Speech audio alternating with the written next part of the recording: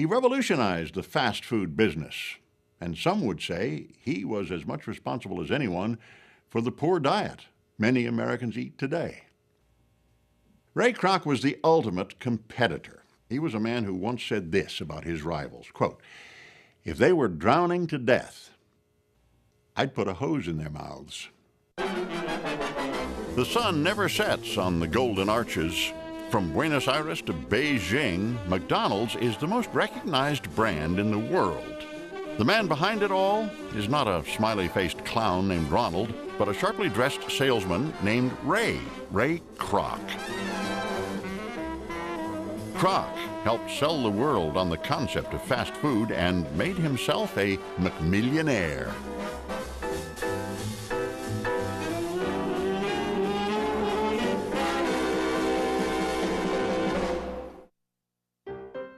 Raymond Albert Kroc was born in Chicago in 1902.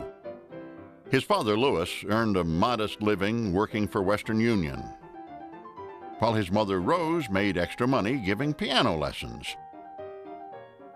Ray was soon joined by a younger brother named Bob and a little sister named Lorraine. In 1905, the Krocs moved to this house in Oak Park, a western suburb of Chicago. Here, Rose ran a tight ship, and with the help of her children, made sure the house remained spotless. My mother, every Saturday and often during the week, would scrub the kitchen floor, and this was usually on hands and knees. And after they finished scrubbing, they'd put newspapers down to walk on, so we wouldn't leave any footprints.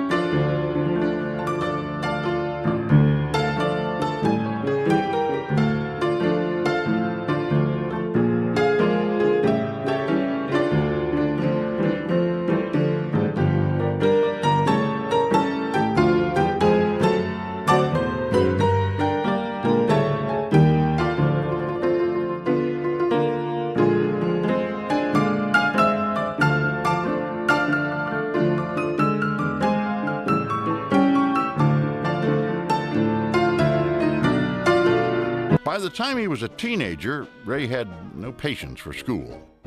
Instead of studying, he spent much of his time thinking up new schemes to make money. He wasn't bound by normal constraints in his head. He would do things, as a kid and as a teenager, sidewalk juice markets. No one's going to come and buy that. Well, no, I'll do it. I'll market it. I'll put a sign up. And he wouldn't take no for an answer. If he had an idea, there was a way to make that idea a reality. One place that Ray's dreams ran wild was the stadium that would become Wrigley Field. Kroc himself was a pitcher for his school baseball team, and he spent many summer afternoons dreaming about life in the big leagues. But Ray soon realized that his fastball wasn't going to make him rich. He felt the same way about his schoolwork. By his sophomore year, Ray was looking for an excuse to quit, and found it when America entered World War I. He was too young to join the Army, but he sold his parents on letting him join the Red Cross Ambulance Corps. Well, he was almost 16, and my parents didn't want him to join up. But, well, he wanted to do what other fellows were doing, and he didn't like school. Kroc headed to Connecticut to train with the Red Cross's Company A. But the war ended just before he could ship out for France. He returned home, and at his parents' urging, gave school one more chance. He lasted one semester before quitting for good in 1919. That summer, he took a job at the resort area of Paw Paw Lake, Michigan. There, he met a young woman named Ethel Fleming. The two hit it off and began dating. After 3 years, Ray thought it would be a good idea if they got married. His father felt differently. Since Ray and Ethel were both still minors, he refused to grant his permission until his son was steadily employed. To appease his father, Ray found work within a few days, selling Lily brand paper cups. From his first day on the job, Ray was a natural. Ray was a born salesman. He was quite a talker when he got going, especially if he wanted to sell something. But Ray was more than talk. He was young, ambitious, and willing to work hard for long hours. He also understood the power of a good first impression and was absolutely meticulous about his personal appearance. He was a clean freak, very, very spit and polish image. You know, the brill cream in the hair, perfectly starched shirt with a tie perfectly tied, manicured nails. Ray's squeaky clean image helped him sell paper cups to everyone from Italian ice street vendors to the concessionaire at his beloved Wrigley Field. Then he found the client that would make him a top salesman in his company, the drugstore soda fountain. In the 1930s, bustling soda fountains could be found in every city across the country. You could go in and get a Green River or a Hoboken or a Black Cow or a Cherry Coke or whatever you wanted. And the fact is that the soda fountain, even before the beginning of this century, was a place where you could go for not a meal, but a snack. Something quick, something easy, something refreshing. It was easy in, easy out. Ray convinced soda fountain owners that they could get customers in and out even quicker with his paper cups. He showed them how they could increase profits by selling drinks to go. When he signed a contract with Walgreens, the largest drugstore chain in the Midwest, Ray Kroc became the star salesman in his company. Kroc sold paper cups for 16 years. His commissions provided a nice lifestyle for his wife Ethel and their daughter Marilyn, who was born in 1924. But the money came at the expense of his relationship with his family. Work was everything to Ray. He spent countless hours with his customers, learning everything he could about what worked and what didn't work in the food industry. I made up my mind that if I ever got into the food business, I would do what this one was doing or what that one was doing, and I wouldn't do what that other one was doing. And I got so that I could assess values. In 1939, Kroc saw value in a new device one of his customers had built, a 5-spindled milkshake machine called the multi-mixer. Kroc knew immediately that a machine capable of making 5 milkshakes at a time was a big improvement over the single-spindled machines that most soda fountains were using. At 37, Kroc left a successful career in the paper cup business and became the multi-mixer's exclusive distributor. Ray made a lot of money selling multi-mixers. I think in the late 40s or around 1950, he was making about $25,000 a year, which was a lot of money in those days. But as Ray approached his 50th birthday, his business began to slow down. By the early 1950s, suburbs began blanketing the American landscape, and the exodus from the cities was on. Many neighborhood soda fountains were forced to close up shop. Ray was losing customers by the dozen, but one small restaurant in San Bernardino, California, kept ordering more machines. Kroc had to see for himself the type of place that needed to churn out up to 40 milkshakes at a time.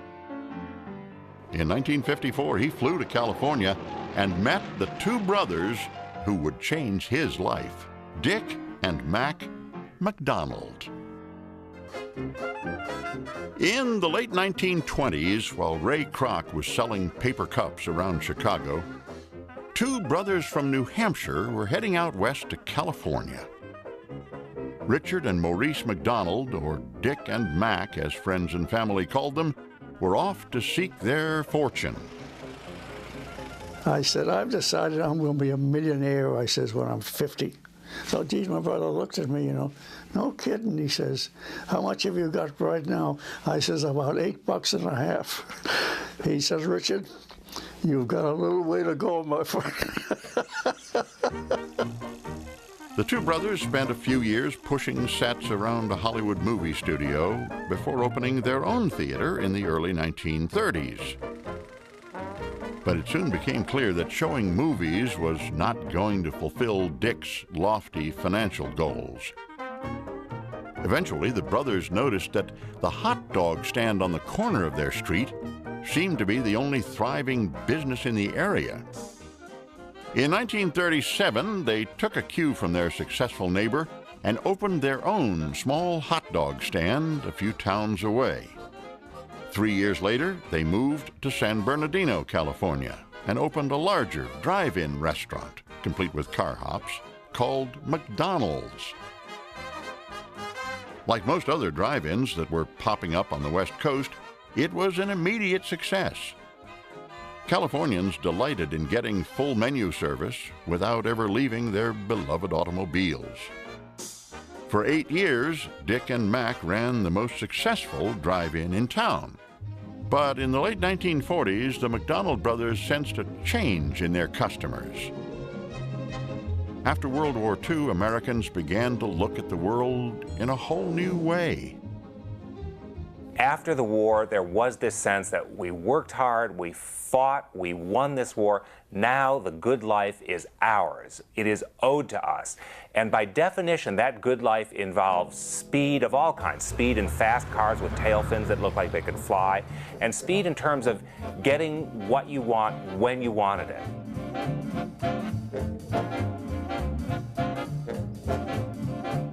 We were kind of getting into an age of jet propulsion, and this was really a horse and buggy operation.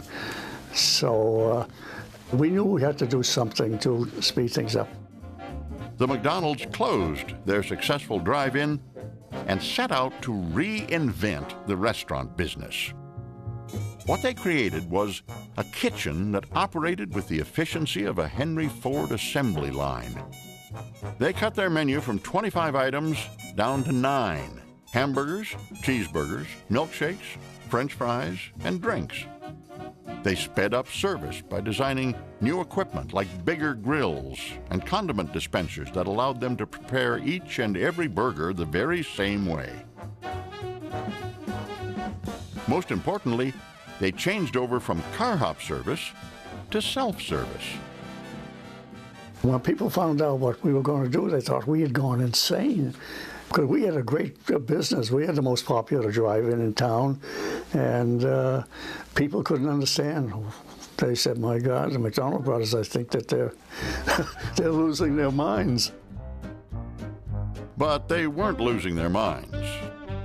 They were simply pioneering the greatest revolution in American restaurant history: fast food.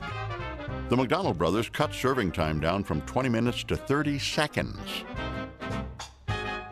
To do that, they broke almost every rule in the business. I mean, the point of going out to a restaurant was you could have steak, you could have shrimp, you could have fish, you could have chicken. The idea of going to a place that had a hamburger, and if you don't like that, you could have a hamburger, and if you don't like that, you could have a hamburger. It in a way it defies logic, but that's sometimes what great genius is. It defies logic. The McDonald's genius revealed itself at the cash register. Sales shot up 40% in 3 years. In 1952, their small hamburger stand in San Bernardino made the cover of American Restaurant magazine. Pretty soon, everyone wanted to know how they did it. Over the next few years, people in the food industry came from all over the country to check out the McDonald brothers' operation. One visitor had been preparing his whole life for just such an opportunity. Ray Kroc. He saw the reaction of the public. He had to see young families there. It wasn't a teenage place. Drive-ins then were teenage places, kind of hangouts. None of that. And so I wasn't there, but I'm confident that the potential on the consumer side, he saw it. Bingo, he saw it. Kroc was 52 years old. He had seen thousands of restaurants before, but nothing like this. He calculated the financial rewards possible with hundreds of McDonald's across the country, each of them equipped with 8 multi-mixers. But when he discussed the idea with Dick and Mac, they told him they weren't interested in doing it themselves. Well, I said, why don't you get somebody to do it? They said, well, we don't know anybody who want to do it. I said, well, how about me? He said, do you want to bother with it? I said, sure. And I thought, oh boy, what a cozy way to sell multi-mixers.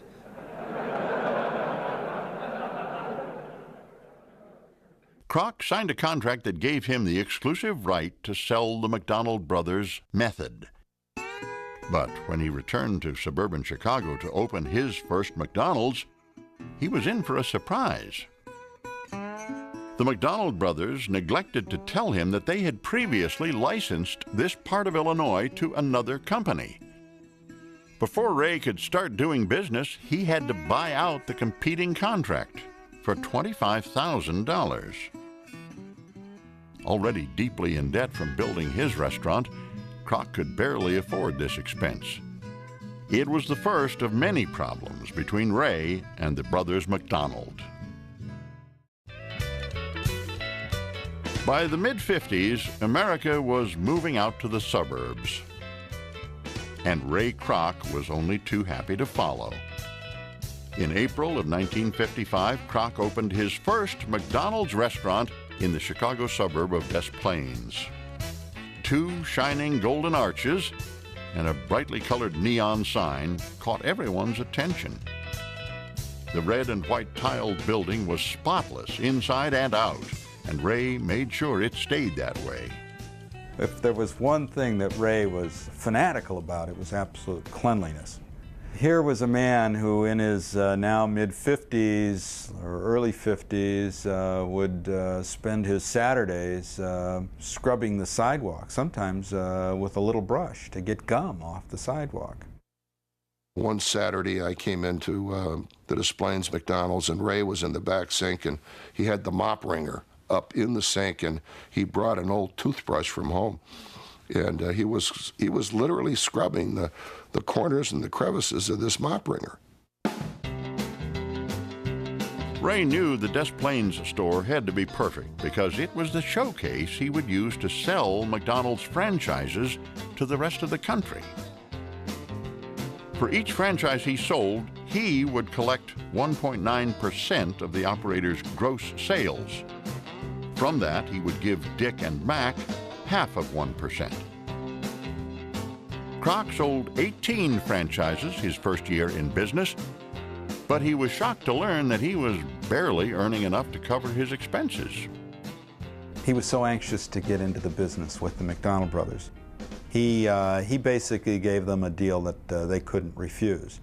Unfortunately, he gave them a deal on which he couldn't make any money until he met Harry Sonneborn, who showed him how to make money, not on selling hamburgers, but real estate.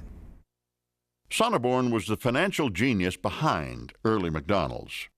Under his plan, Kroc set up a separate corporation that would purchase or lease the land on which all McDonald's restaurants would be located.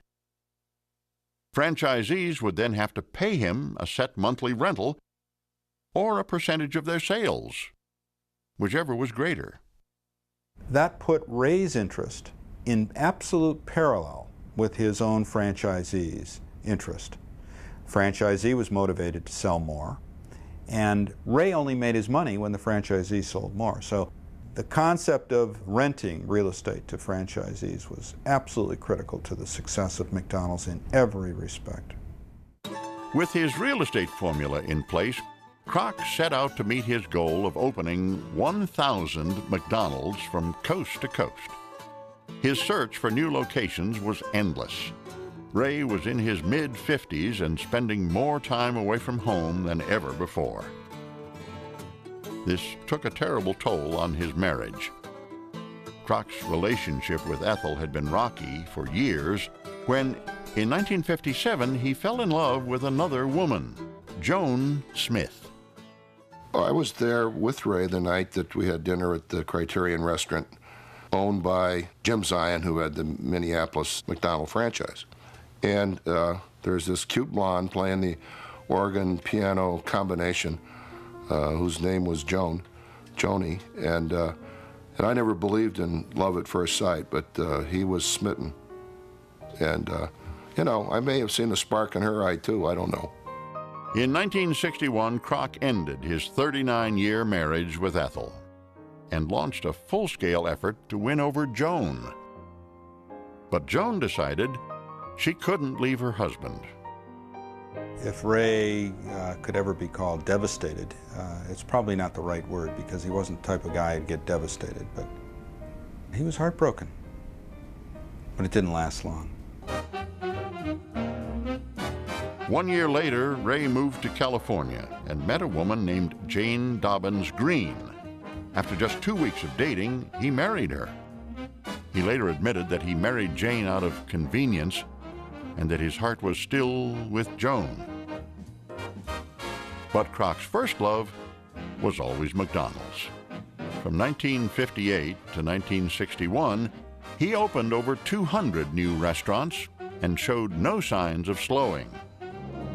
Ray and his staff would scout new locations by flying over communities in the company plane looking for church steeples.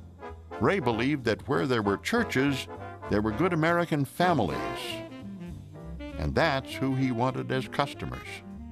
That becomes his method for locating his restaurants very early on. Just very gutsy, very intuitive. Now forget the scientific and the quantitative studies, just very intuitive. And once Kroc has that restaurant there, he tells the franchisee, this is how you need to operate. This is the McDonald's system that you're franchising. Kroc and company developed a 75-page manual that outlined every aspect of running a McDonald's operation. Nothing was left to interpretation. Burgers had to be exactly 1.6 ounces, served with a 1/4 ounce of onion, a teaspoon of mustard, and a tablespoon of ketchup. Fries had to be cut at 9/32 of an inch thick. The manual even specified how often the restaurant needed to be cleaned. Ray wanted perfection and had no tolerance for variations by local operators. You can't give them an inch. The organization cannot trust the individual. The individual must trust the organization. Any other way would be building on a marshy foundation that could collapse at any time.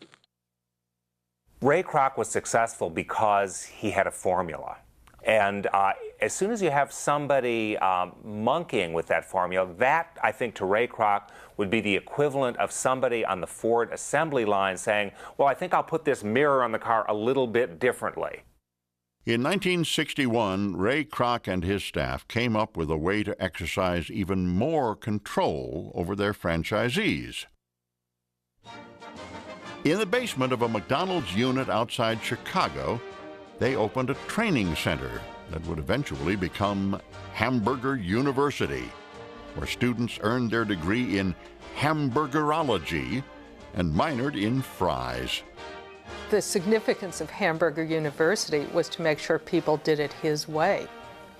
It was like going into the Army. It was like getting a GI-issued book of how to clean your rifle, how to make your bed. This was not, McDonald's was not a place for novelty and invention.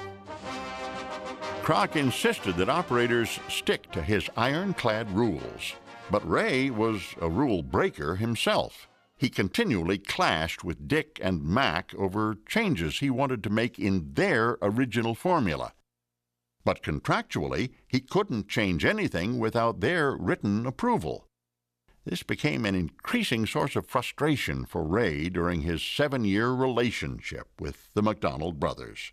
There was a little friction began to build up because Ray thought we had too much control on him. See, Ray was a great idea man, and he'd have one probably every 15 minutes. But some of them were not gems. So they began to have a little friction. In 1961, Kroc decided he wanted McDonald's all to himself. He asked Dick and Mac how much it would cost to buy them out.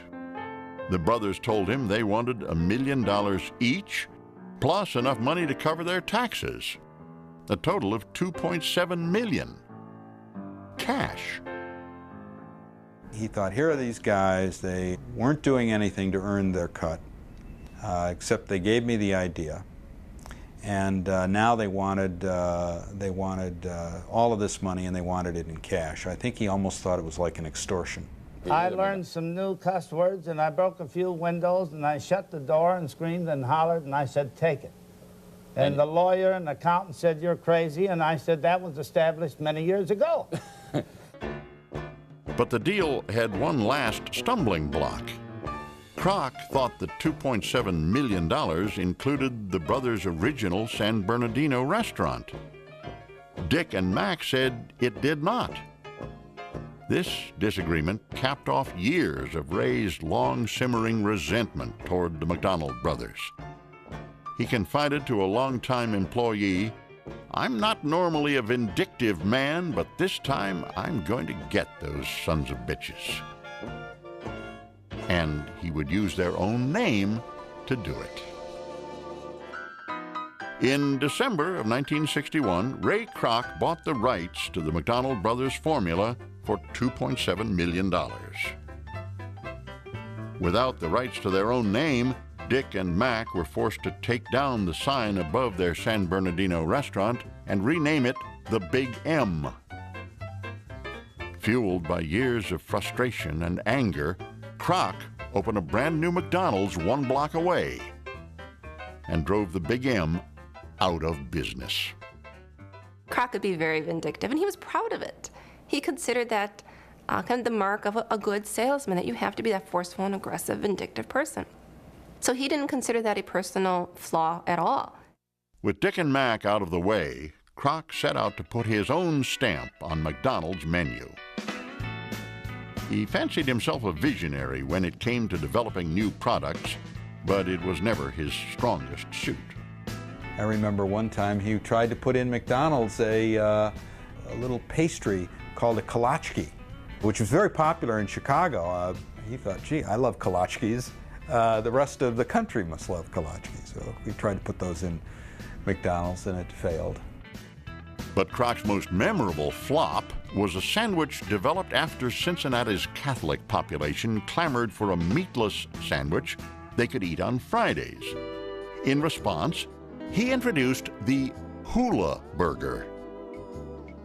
I said, well, we'll take a slice of pineapple, and incidentally, this is a great sandwich at home. Fix it up. You grill it in butter and put a slice of cheddar cheese on top, one on the bottom, and put it on toasted bun or bread. And they call it a hula burger. And they said, I like the hula, but where's the burger? He thinks he has this great idea that he has his pulse on American Appetite. He doesn't. He has his pulse on the American Pocketbook, but he doesn't quite got the stomach down. So he learned very early on just to leave that to the franchisees. Kroc's Cincinnati franchisee solved the meatless sandwich problem by developing the Filet-O-Fish. McDonald's now sells over 50 million pounds of fish per year. Jim Delegati in Pittsburgh developed the Big Mac, which went on to become McDonald's flagship sandwich. And Herb Peterson in Santa Barbara showed Ray a product that got McDonald's into the breakfast business. It was all prepared for him, and we prepared some Eggs McMuffin for him, and he ate 2 of them. And he said, this is great, we should do it tomorrow. Thanks to the Egg McMuffin, breakfast now accounts for more than 20% of McDonald's U.S. sales. Ray didn't care who got the credit, as long as the idea helped McDonald's. This was especially true when it came to advertising. Even though Ray was a super salesman, he knew it was best to leave the job of public pitchman to someone else. Kroc was many things. He was brazen, he was arrogant, he was very determined, very dedicated, but he wasn't endearing. He wasn't this nice, warm father figure, grandfather figure that would pull in the families. McDonald's understood that when it came to feeding families, kids had the loudest voice. In 1963, franchisees in Washington, D.C. hired the man who had played Bozo on local TV to develop a clown character exclusively for McDonald's. At first, they called him Donald McDonald. Willard Scott, who was then very thin, by the way, Willard Scott was the first then Donald McDonald. And he had a McDonald cup for a nose, and he had a 4-hole carry-out tray for a hat, and he was dressed as a clown character in McDonald colors. Here I am, kid. Hey, isn't watching TV fun? Especially when you got delicious McDonald's hamburgers. The clown, soon renamed Ronald, was an instant hit with kids in the Washington, D.C. area. 3 years later, after a makeover and a wardrobe change, Ronald McDonald made his debut as the chain's national spokesman.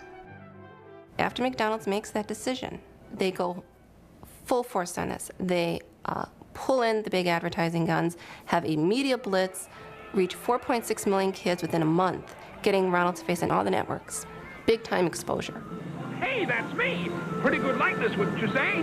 When you see my face, think of your kind of place. McDonald's!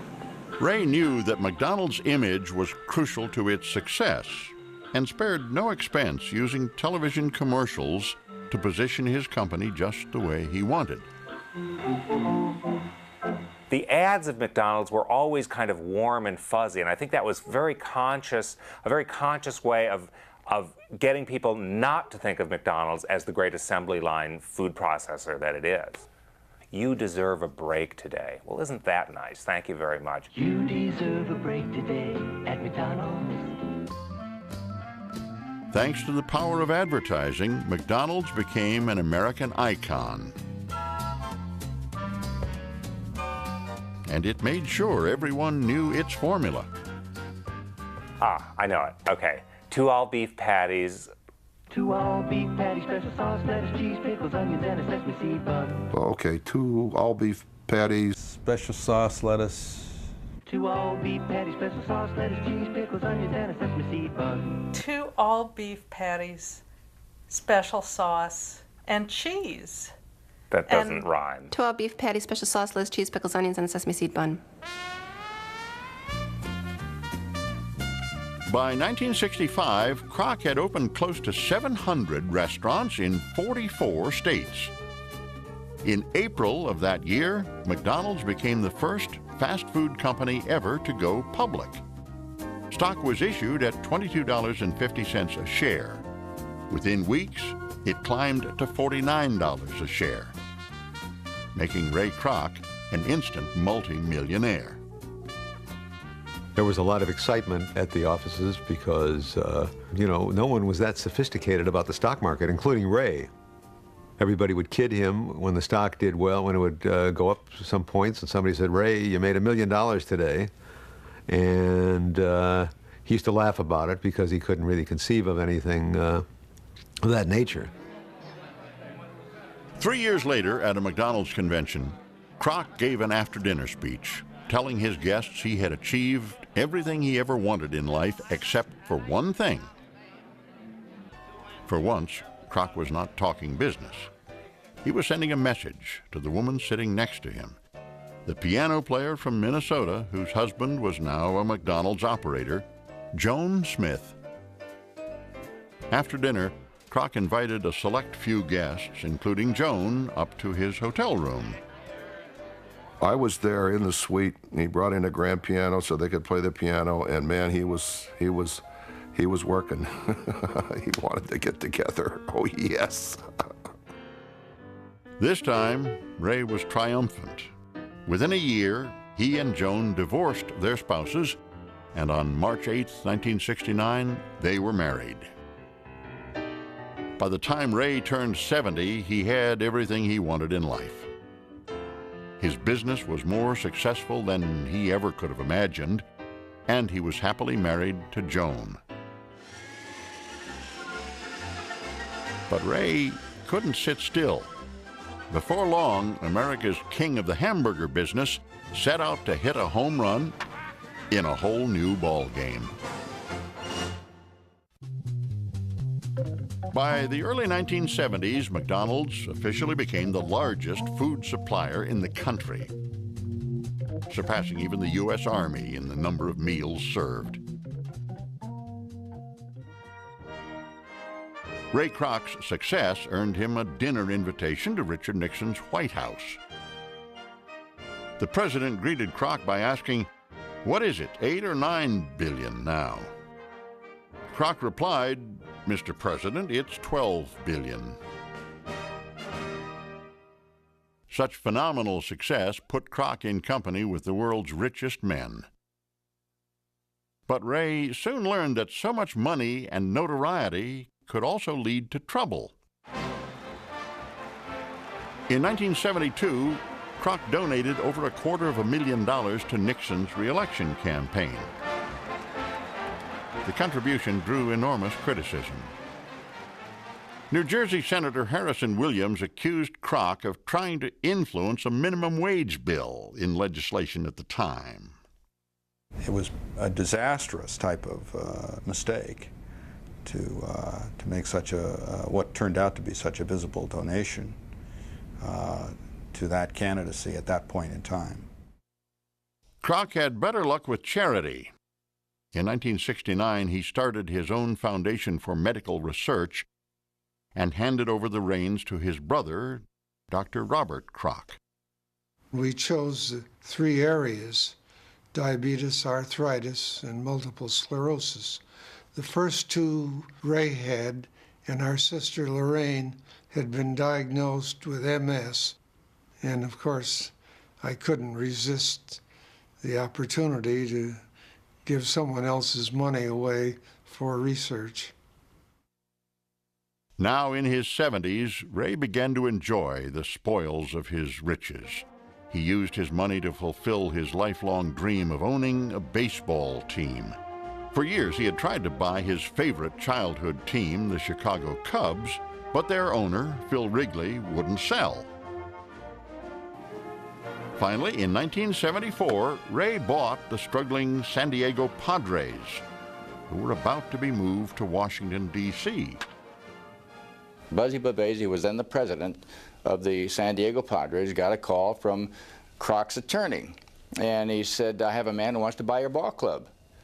And he said, "Well, how many in his group?" "Just one." He said, "How is he going to pay for it?" "Cash." And he's the guy that really was the savior of baseball in San Diego. And nobody knew who he was. We didn't know this was the man who created McDonald's. Here he comes in, little guy, kind of a feisty guy. And he said, "Well, first thing we're going to do is we're going to win around here." Kroc brought his trademark enthusiasm to the game of baseball, but at the Padres' 1974 home opener, he got a little too enthusiastic. We were behind another 8-0 or something in the 3rd inning, and Ray marched down to the PA, and he got on the microphone and apologized to the fans. "This is the worst team I've ever seen in my life. I want to apologize to you people. I promise we're going to win one of these days, and I think these people are awful on the field, and it'll never happen again." And he went on and on. He gets up there, PA in hand, and berates those players like he was berating a crew worker. And the players are dumbfounded. Management at the Padres is dumbfounded. Kroc's friends are rolling their eyes. It's like, "Oh, there goes Ray Kroc." And it was classic Kroc. I have been schooled in serving the public.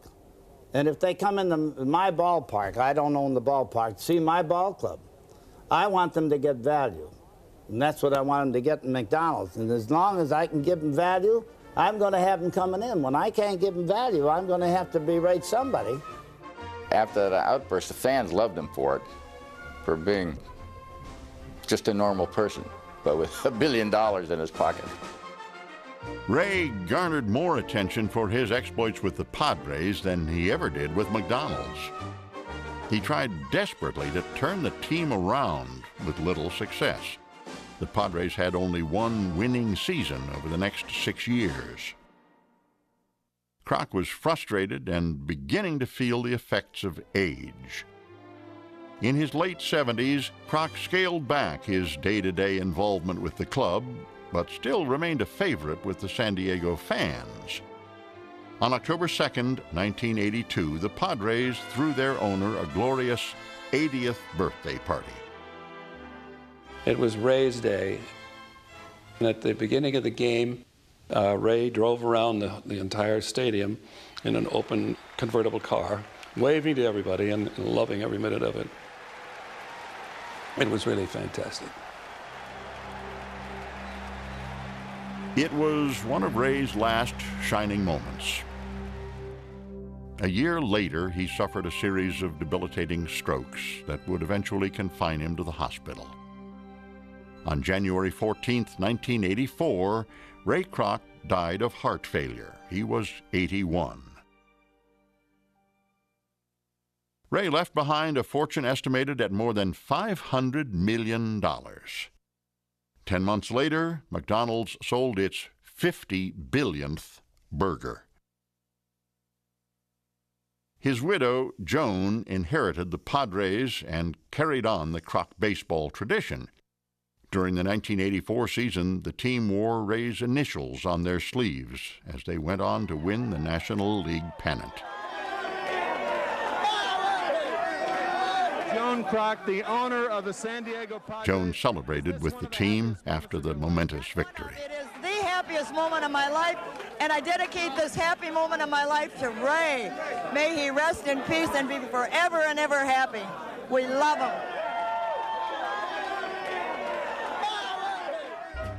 Today, McDonald's success continues with no end in sight. The numbers are staggering. McDonald's is preparing to open its 25,000th unit. 1 of every 8 Americans has worked for McDonald's. And according to a recent survey, the Golden Arches are now more recognizable around the world than the Christian cross. McDonald's has truly reached epic proportions. All of it accomplished through the vision of Ray Kroc. He is a giant in the food industry, equaling anything that anybody did anywhere else. Henry Ford, you can talk about him, you talk about the Wright brothers, the airplane business. This guy dominates what he got into. I don't think the McDonald brothers ever dreamt of anything like this. I think they had a very good concept, and you have to tip your hat to them for that. But I think it was Ray's vision that really made McDonald's go. Here you take this kid from not a wealthy background, a son of an immigrant, very much through pluck and luck, creates this multi-million-dollar corporation that's known worldwide. So by the standards of American capitalism, he's about as successful as you get. Ray Kroc's widow, Joan, is listed by Forbes with a net worth of $2.5 billion, though she's slightly poorer today because she just recently gave $80 million to the Salvation Army, the largest donation that charity has ever received.